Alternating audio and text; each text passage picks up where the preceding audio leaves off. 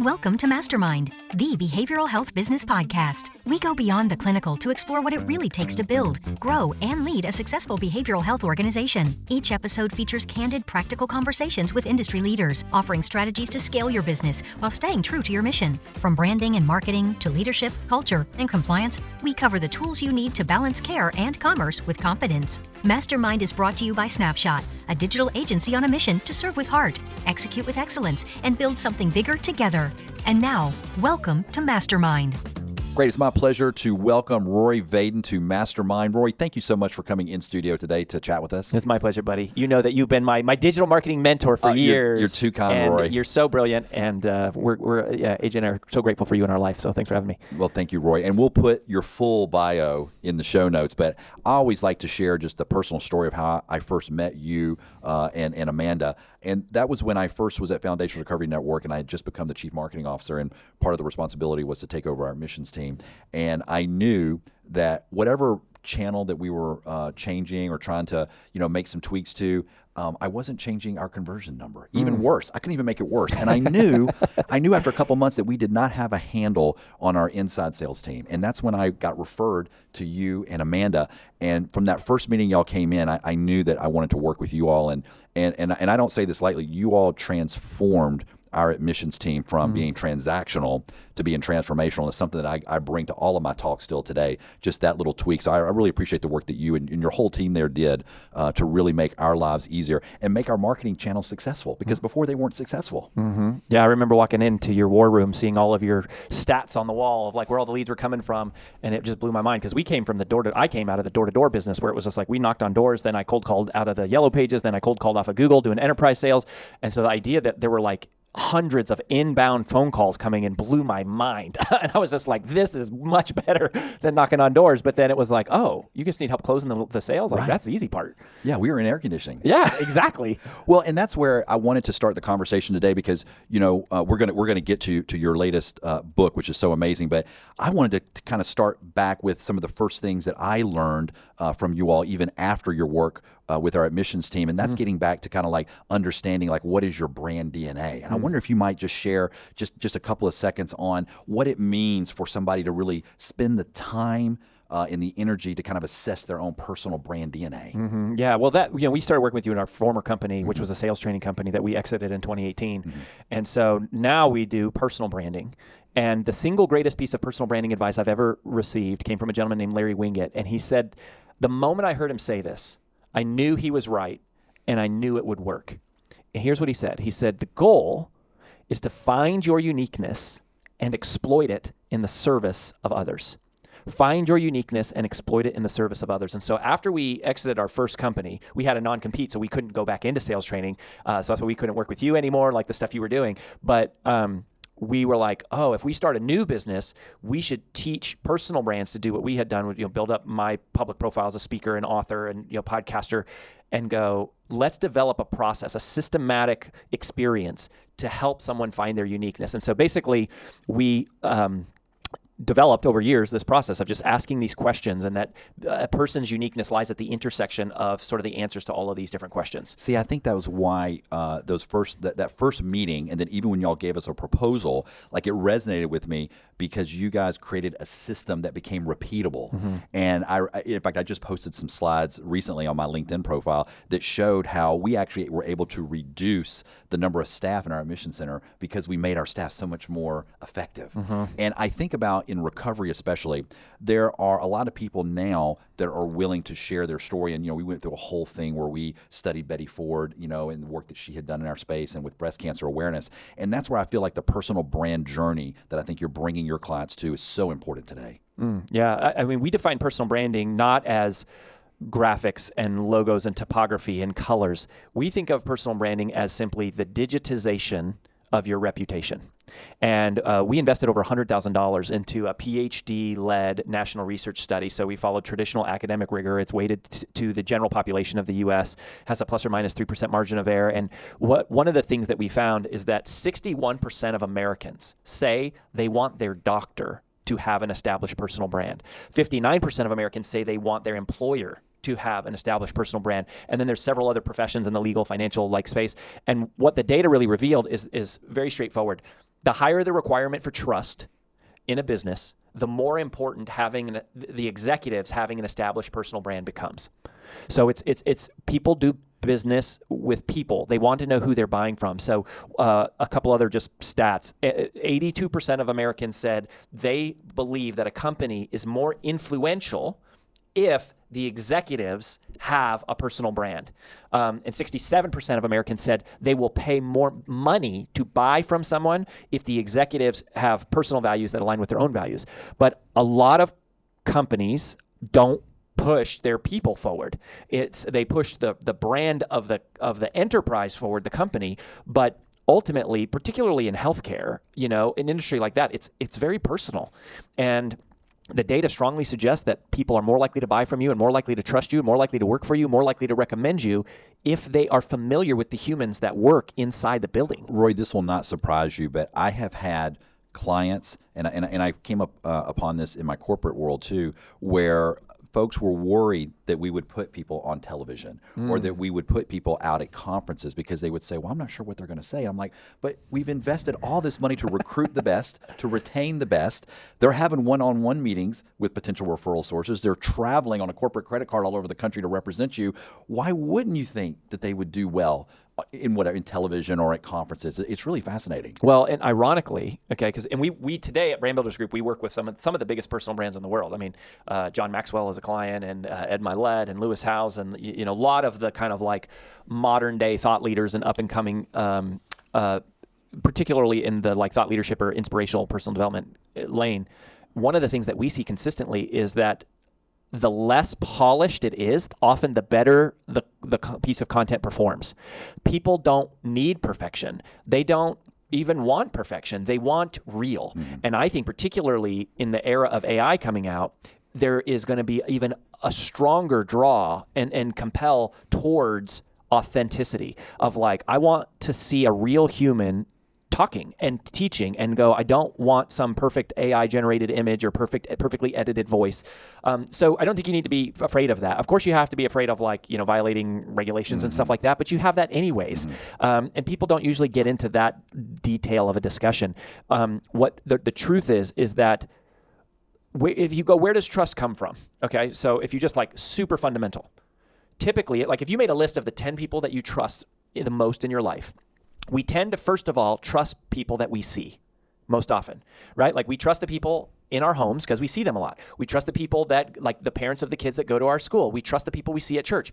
This is also why we trust celebrities, which is funny because like movie stars in particular, are professional liars. We have no idea who they really are, what their name is, or if they're even saying things that they would say, but we trust them. Why? Because we see them. Mm-hmm. If I'm in a dark alley and I see someone I recognize, no big deal. But if I'm in a dark alley, it doesn't matter your age, your race, your gender. If I don't know you and it's a dark alley, I don't trust you. So there's a huge power in just being visible and going, there's a humanization element to the entire experience from the fact that there is a representative of the company that is an individual face and not just a corporate faceless logo. We were talking off camera before we got started, and I have a wonderful client in Ocala, the Guest House Ocala, and it was founded by Judy Crane and John West. And Judy Crane has a wonderful book called Trauma Heart. And so she is the face of the program still today. But they have a wonderful chief medical officer, Dr. Yusuf Eliman, who is doing what you're doing. In fact, I was just telling you, I just connected him with Larissa.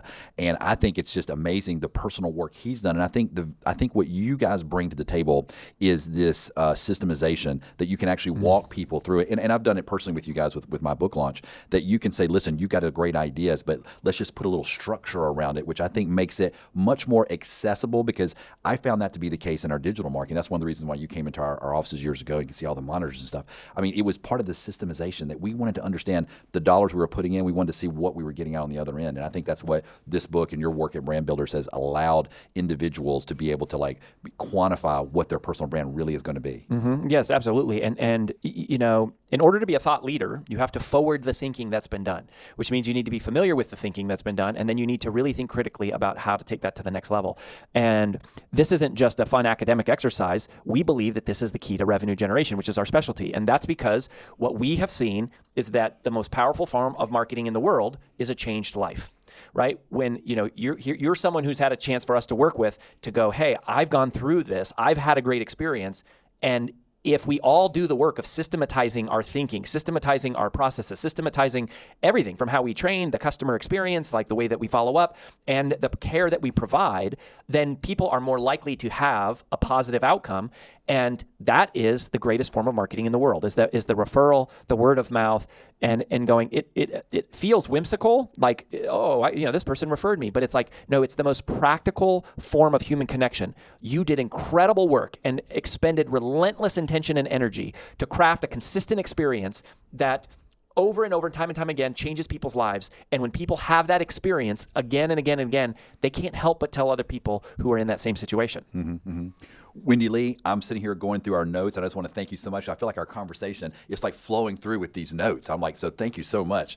One of the things, Rory, that you're famous, I think, for saying is that, reputation is greater than revenue. And so that's another, I think, key part of this, because sometimes when you're dealing with an accounting team or a finance team, I talk about this in my book, that there can be a cognitive bias where they can say, oh, well, I don't know if that's really working or if we should spend money doing that. But that's where I love this quote, because now I think it starts to allow people this space to where they say, maybe it's worth my investment, because I really think it is worth not only their personal investment, but I think more companies should embrace this kind of concept that, maybe it's worth having some of my key staff members have really good brands and good reputations. Absolutely. I mean, the reputation precedes revenue. Like, we can't buy from you if we don't know about you. We're not going to buy from you if we don't trust you. So we go, where does reputation come from? There's something we have called the reputation formula, which is simple. It's results times reach equals reputation. By the way, this is in the book, and if people stick around, we'll give the book away for free on audio. So we'll tell them where to get that. But so results times reach equals reputation. A lot of people, in our audience, we refer to our audience as mission-driven messengers. They have really great results. They are experts. They know how to change someone's life. They know how to deliver care. They know how to deliver an extraordinary experience. They're researched. They're professional. But if you look at where reputation comes from and you ask the question, okay, which one matters more? Is it results or is it reach? And there's a little exercise that we like to do for this with people. Have you heard of Michael Phelps? Mm-hmm. Okay, who's Michael Phelps? Olympic swimmer. Olympic swimmer, okay. Michael Phelps is the winningest gold medal Olympian of all time. What country is he from? Do you know? I would say United States. U.S. He's from the U.S. and he's a swimmer. Yes. Okay. Let me ask you this. Do you know who Katie Ledecky is? Is she an Olympic diver? That's really close. You are way closer than most people get on this. So Katie Ledecky is the winningest female gold medalist of all time. She's also from the United States. She's also a swimmer. Okay. Everybody knows Michael Phelps. Yeah. Michael Phelps makes millions and millions of dollars in endorsements. Almost nobody knows Katie Ledecky. Mm-hmm. Now, why? I don't know. Neither of them are clients of ours, but you go, their results are highly comparable on the biggest stage in the world. And I bet at least 80% of the people listening to this have probably no idea who Katie Ledecky is. Mm-hmm. But most 100% probably have heard of Michael Phelps. So their results are very comparable. So what's the difference? The gap is because of their reach, right? If I don't know about you, I can't buy from you. So this is connected directly to revenue. This is why Kim Kardashian can be a New York Times bestseller, publishing her second-rate selfies of her photos that were not good enough to make it on her Instagram profile, puts them in a book and hits a New York Times bestseller list. Meanwhile, somebody listening who is like a world-renowned doctor has published a life-changing book and nobody's ever heard of it, and they don't make any money from it. So reach matters a lot, not because of vanity, but because of humanity. It matters because of service. The other thing that's true is not only can we not make more revenue, we can't help anybody. If I have the cure for cancer and I'm sitting in my basement and I don't tell anyone, I think all of us would quickly agree that that is a massive disservice to humanity.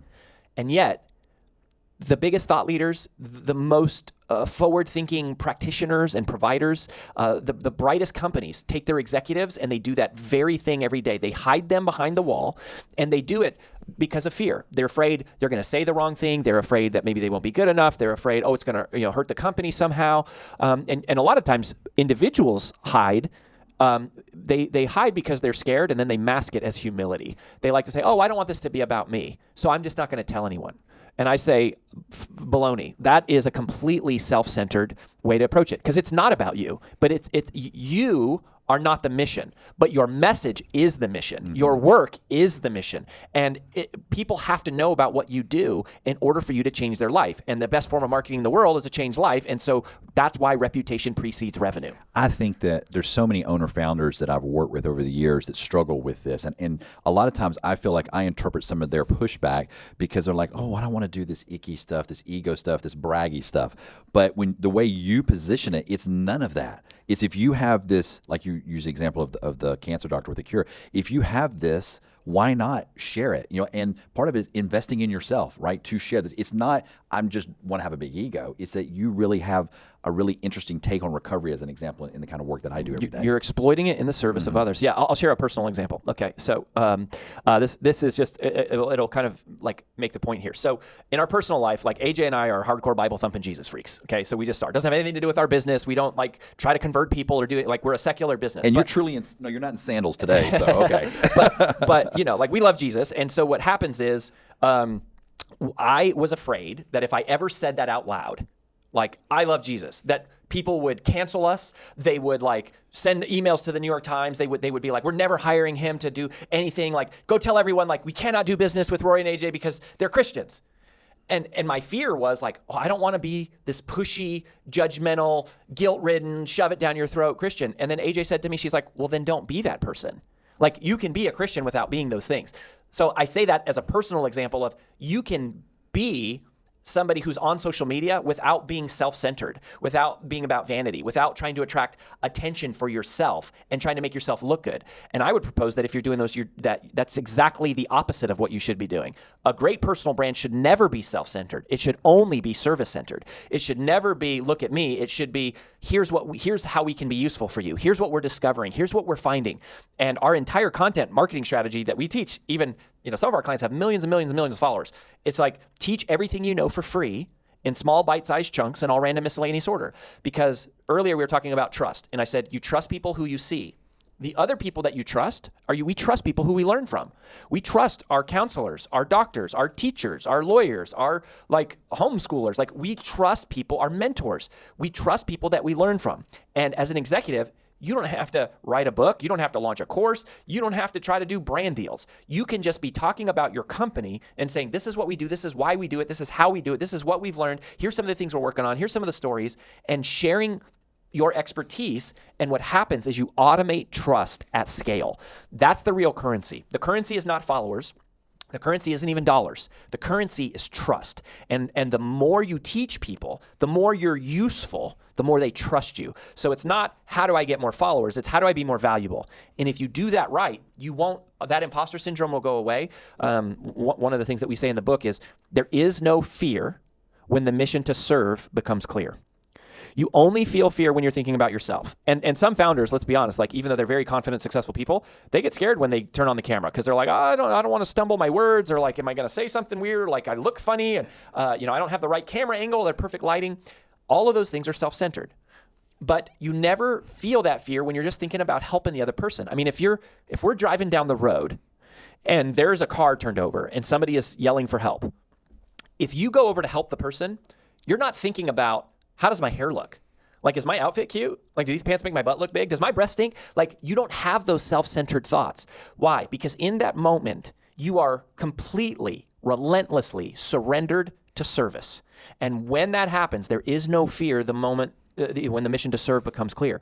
And we can recreate that every day. It's not about us. It's about the people trying to help. I think that is a wonderful statement. I think it's so true. I have a couple of my clients that we will get their staff on television, as an example, to do some PR and to start getting some great 4K video and the authority. And almost every one of them, to a T, it's the first time they've ever been on television. Mm-hmm. And as I'm working with them and coaching them, they're always, oh, I'm so nervous about this. I'm like, I'm more nervous sitting one-on-one doing group therapy. Like, that would be more nervous to me. Mm. And then they always kind of sit back and go, oh, yeah, you're right. And by the way, so here's a little tip, because we teach one of the things we teach in our curriculum, not in this book, but in our curriculum, is world-class presentation craft. Of course, that was I'm the youngest person in history to be inducted into the Professional Speaking Hall of Fame. So I came up through that world, and the secret of overcoming that fear is not to picture everyone in their underwear. That just makes you feel awkward. It's to talk to one person. The secret is, don't talk to the world. Right. Talk to a person. So whether you're on camera, don't think about all the people that are watching. Whether you're writing a book, don't think about everyone who's reading, or a blog post, or if you're on a stage, don't think about all the people. Talk to one person. Amateurs talk to the audience. Professionals talk to a person. And also, it becomes more casual. There's something about like people suddenly get on camera or on stage and they like go into this like weird presenter mode. And it's like, where's Lee? Like we were just talking normal and now you're like in presenter mode. Just talk normal. Right. Like I'm not talking different now really than like I talk when I'm talking to a friend. And that's what authenticity looks like, and that's what connects with people. Yeah, I think that's what I love about this podcast is I feel like people are really getting some really good takeaways, and that's going to be a great takeaway, I think, from this session. I hope so. One of the questions that we also had that I wanted to chat with you about is everybody's up in arms about AI, right? So where is personal branding moving over the next few years now that we have this disruption that's come to us? Mm-hmm. I think that one of the things that we have said, like I said earlier, you give away, you teach. Our content marketing strategy is simple. It's teach everything you know for free in one small bite-sized chunk in all miscellaneous order. And sometimes people say, oh, well, why would people pay us if I give away everything? And the answer is because long ago, people stopped paying for information. We don't pay for information. We pay for application. And to some extent, we're protected from that with AI for now, right? AI is, there's a proliferation of information even more than before, and it solves the problem of too much information by like filtering the entire world and giving you exactly what you need. It also, I think, the utilization of AI will start to evolve more and more into application. So you got to ask yourself, what can we provide as humans that AI cannot? And the answer that I have wrestled with or landed on currently is community. People don't pay for information or application, they pay for community. AI can't give you a hug. It can't share a personal story. It can't emote with you. And I think therein lies our differentiation. And I think very quickly, there's already a level of distrust with virtual video online content. And so I think the worst thing you could do is clone yourself and start using that. There are some applications you could do that for, like little announcements or things like to save you on editing, but you should not outsource your personality to AI. Instead, you lean into the personality because we want the human experience. And people more and more are going to be, I think, concerned with who are the people that are behind this? Who are they in real life? How do I get to know them? And look, we already know that we live, as we've gotten more connected in the world digitally, there's more depression and isolation and loneliness than ever before. AI is only going to accelerate that more. And so the antidote is not technology. Again, it's humanity.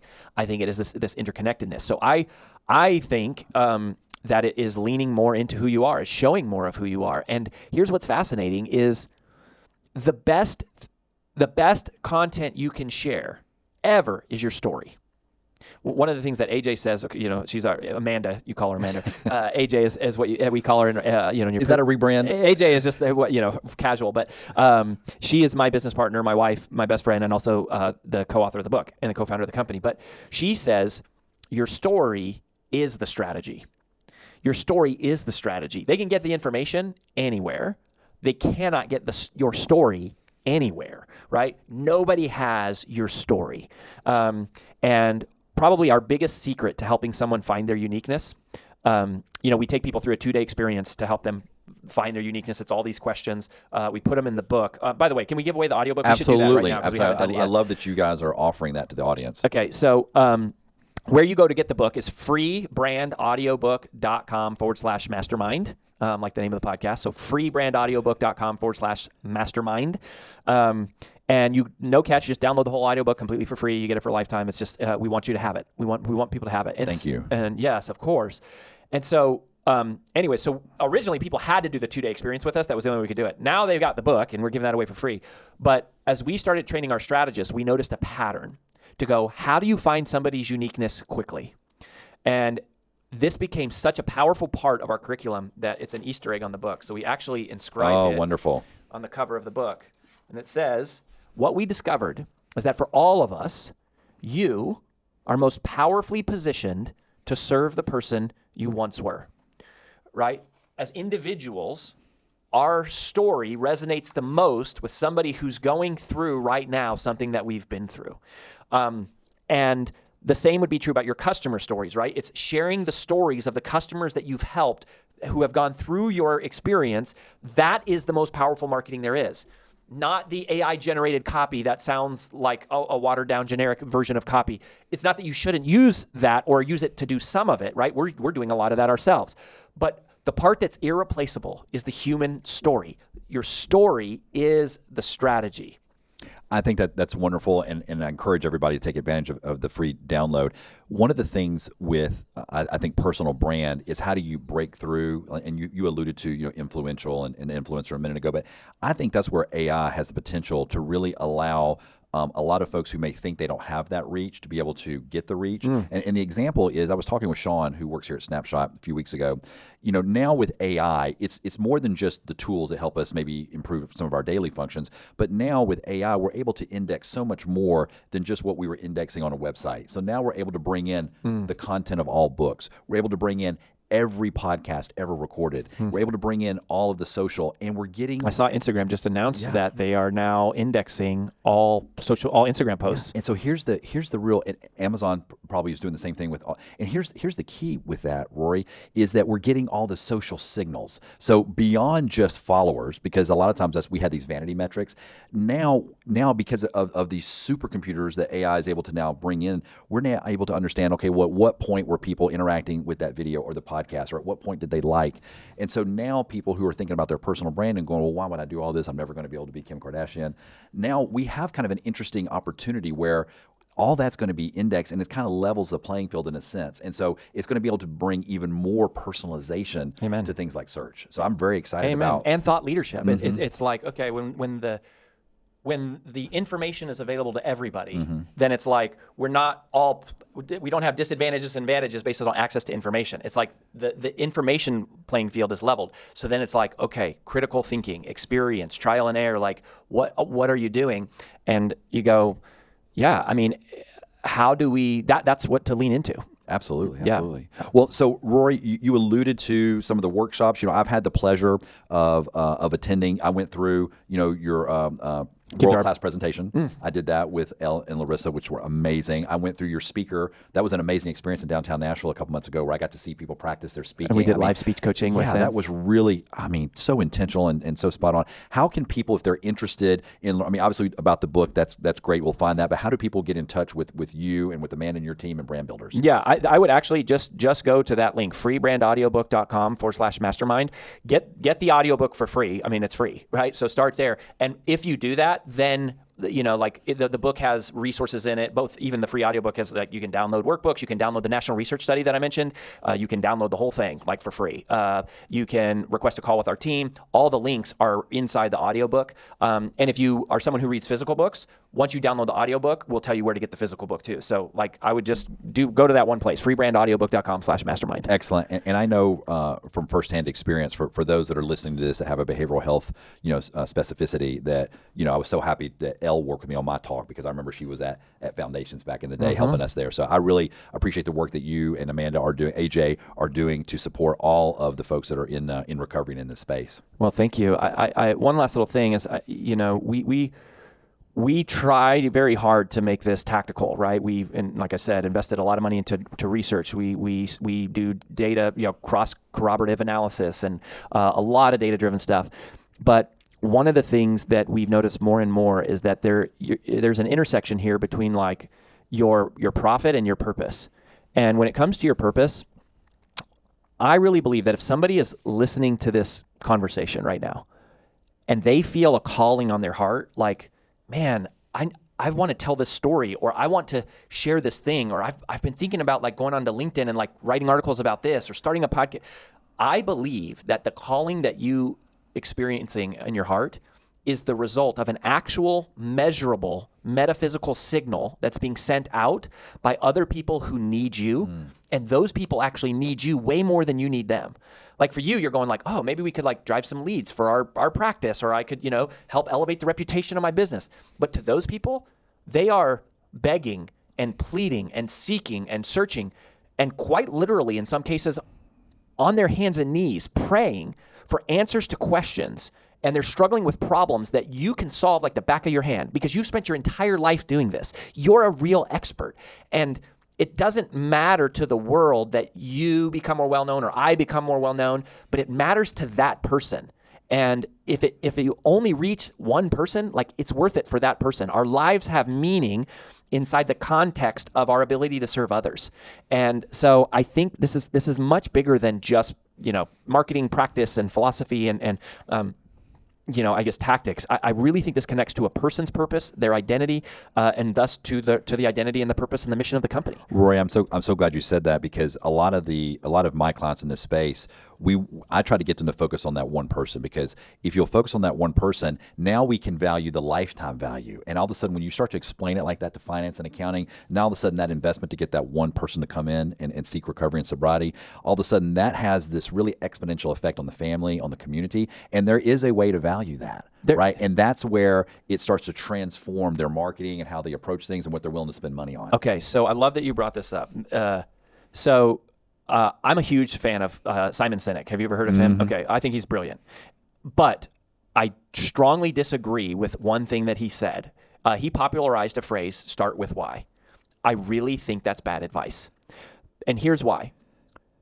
We say, when people try to start with why, we found that their why is like, we want to change the world. So they go market to the world about all the things and all the places and do like a bazillion different revenue streams. And they bounce off the wall, because if you have diluted focus, you get diluted results. So my encouragement is, don't start with why. Instead, start with who. The moment you get clear on who you're trying to serve, this is crazy. So here's that intersection of like business practicality and then like divine spirituality. The moment you're clear on who you're meant to serve, every other practical downstream business decision becomes clear. I know where to advertise. I know what keywords to go after. I know what words to use in my copy. I know what products to sell because I know what they need. I know how long they need to be there. I know what to price it because I know what they can afford. I can look at the insurance market, which means I know how many people I need to bring on my staff, which means I know exactly what technological infrastructure. Like everything becomes clear when you're clear on your who. When you're not clear on your who, you're just chasing a bunch of randomness. So that's the business side. But here's the purpose side. The other thing that we've realized, both for organizations and for individuals, for most of us, our why is actually a who. For most of us, the reason we work so hard is to provide for our family, our kids, or to make our grandparents proud, or to pay it forward to someone who mentored us, or to provide for those who are in need.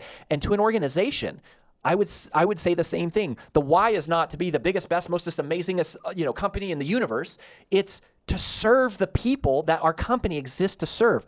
Our why is a who. The sooner you are clear on your who, the more clear you are on the business strategy, and the more clear you are on your purpose. That's amazing feedback. And I think a lot of the audience is really that's going to cause them to really pause, Rory. So it's fabulous. I hope so. Well, I appreciate you, brother. I mean it. I love you. I admire you. You've taught me so much. Thanks for having me. Rory, you and Amanda are just too kind, and I appreciate the accolades. And just I encourage anybody who wants to get some more information on building your personal brand. And even if your business is not 100% sure, I am pretty sure if you approach it the way that Rory has laid out, that they will be 1,000% behind it.